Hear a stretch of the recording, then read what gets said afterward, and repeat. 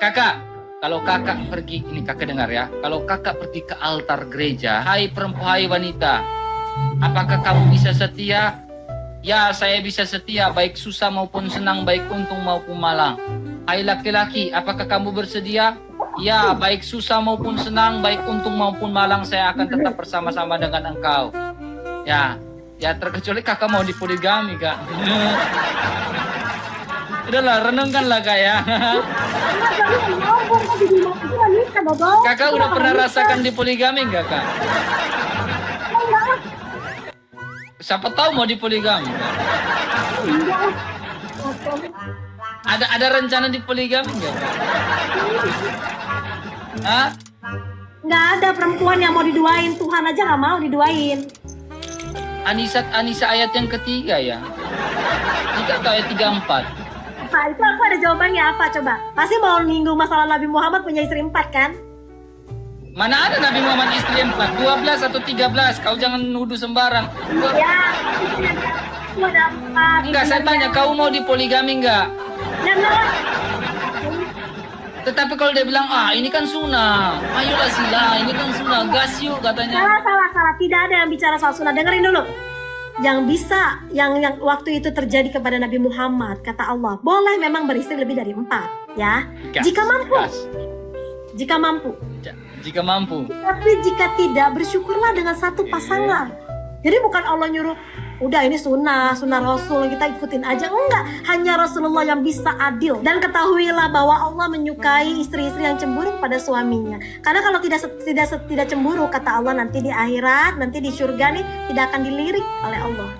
Itu harus tahu. Jadi, oke, kita gini, Kak, ya. berhubung sudah malam dan besok Sabar, satu lagi, Kak, satu lagi. lagi. Kakak lagi berdarah kan? Iya. Boleh nggak begini-begini saat berdarah? Nggak boleh. Oke, nggak boleh ya? Ya. Haram. Kata siapa? Kok kata siapa? Ya kan saya tanya, kata siapa? Begini, dalam ajaran agama Islam, dengerin ya, Silakan. yang namanya orang kena najis. Ini kan haram, ini kan najis ya, darah ini najis ya. Najis, darah itu najis. Darah itu haram, najis, kotor. Kita tidak boleh memegang Al-Quran berikut dengan lembaran-lembarannya. Begitu ya. Terus yang kedua, tidak boleh sholat, tidak boleh puasa, apalagi sampai di apa itu? Apalagi sih? Bukhari 291, Kak. Dia neterin Bukhari semua. Lihat dulu, lihat Bukhari 291, Kak.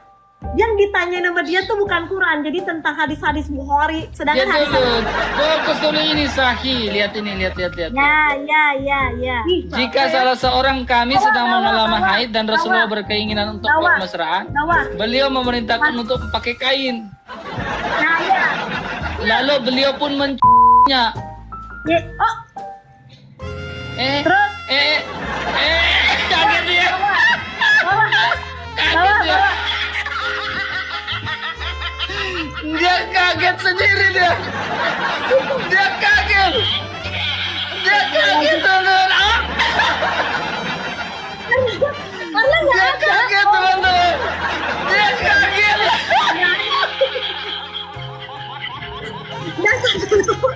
Ntar dulu. Dia kaget. Dulu bentar ya.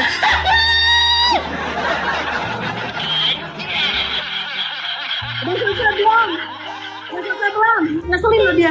Nih, jadi ada yang Silakan bertanya. muter lagi, tekan spinnya biar muter-muternya agak lama gitu. Masukkan 3 koin biar muternya agak lama ya. Kalau kamu nggak ngerti, makanya aku jelasin. Jadi di situ ada cerita kan, dari hadis itu kan menceritakan bahwa ada orang yang bertanya kepada Rasulullah. Maksudnya tuh begitu, rangkumannya begitu.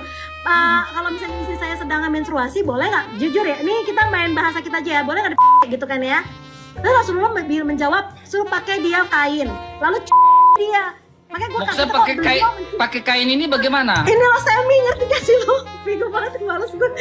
Gue juga bingung, makanya gue bingung pakai kain menggunakan kain. Gue agak coba gue buat agak bloon dikit ya. Menggunakan kain, maksudnya bagaimana? Ya kalau kata kita mah pakai celana kali ya, pakai daster gitu kali ya, maksudnya begitu kali ya. Kalau di sana mah kan zaman dulu kan nggak ada daster, nggak ada kain gitu. pakai maksudnya nggak ada celana, nggak ada daster, mungkin maksudnya tuh kain sehelai kain, maksudnya seperti itu. Ini yang saya bilang, kakak Bukan harus cerita, mengerti baik. ini tuh Ya, kita lagi oke. diskusi Saya tahu pikiran. kakak memahami, tetapi kakak berusaha untuk membela ya. Tapi it's Oh, okay, itu bela hal yang biasa, hal yang lumrah. Tetapi kakak harus tahu inti dari Alkitab itu seperti apa. Kak. Nih, kakak dengar baik-baik. Di sini bicara tentang kitab suci mampu mengajarkan hikmat Wah, yang aku memang membawa ada manusia darah ke. Kakak dengar baik-baik. Enggak, Kitab itu di bawah. suci mampu mengajarkan hikmat yang membawa manusia kepada keselamatan oleh iman dalam Kristus. Jadi lihat, jadi tujuan kitab suci ialah keselamatan. Tujuan dari kitab suci Alkitab adalah keselamatan. Tetapi tujuan terakhir dari kitab suci ialah Yesus Kristus.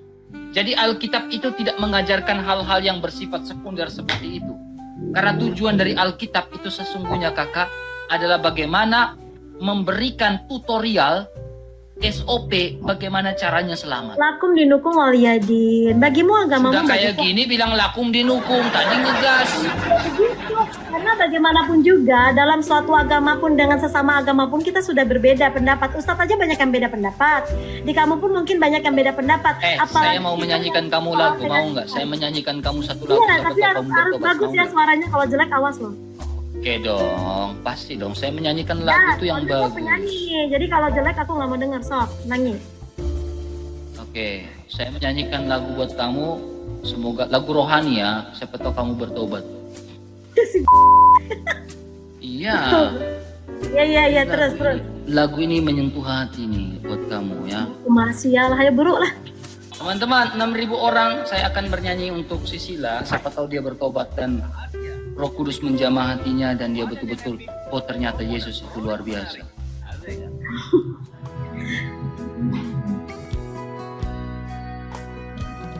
Selidiki aku,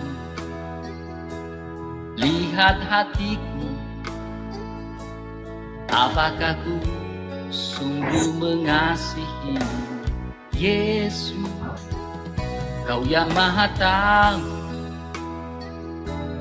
dan menilai hidupku, tak ada yang tersembunyi bagimu. Selidiki sila, lihat hati sila, apakah sila ingin datang padamu Yesus, Kau yang Maha Tahu dan menilai hati sila, tak ada yang tersembunyi bagimu.